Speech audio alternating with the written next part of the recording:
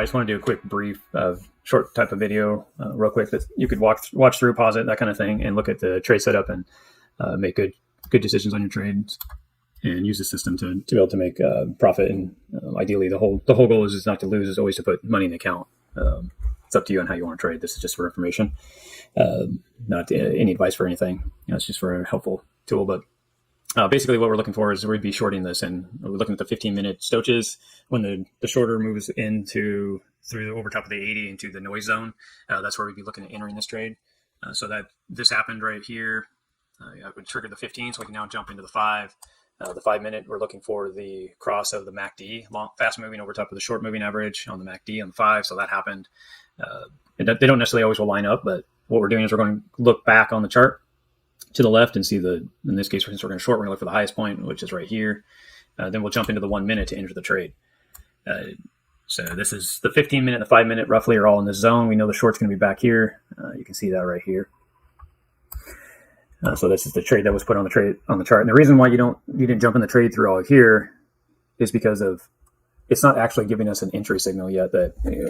What we found by testing this is if you get in anywhere around through here, a lot of times this could backtrack and show reversal and go back the other way against you.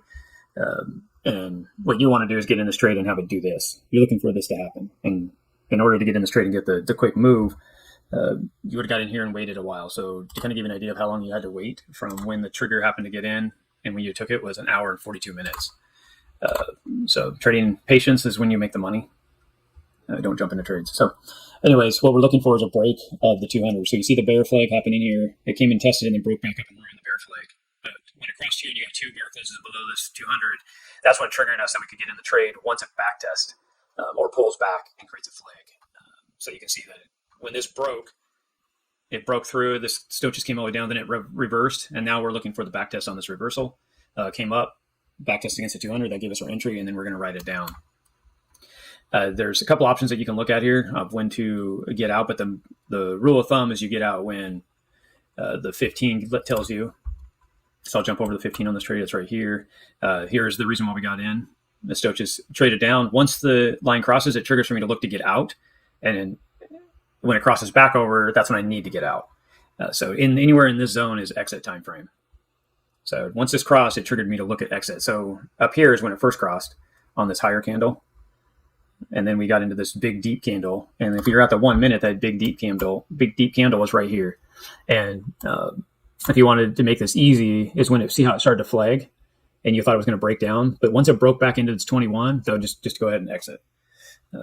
Most of the time you'll be able to just exit right there. And, it would have been 0.9 to 1 trade. So for easy math, if you put $100 on, you'd be at $90 in theory, depending on how you're trading.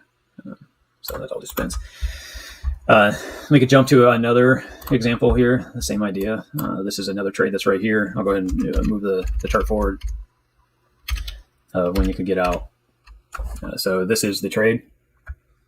So the 1 minute or the 15-minute crossed right here on the fast moving or the slow moving. Sorry, crossed back through. So that triggered this is the area we can look at taking the trade. So we go to the 5-minute. Look at the MACD. We're looking for the cross over on the MACD. Which you got it back in here. That's when the cross happens. So now you have both of those. The 15, the 5, crossed right back here. So this would be your low point.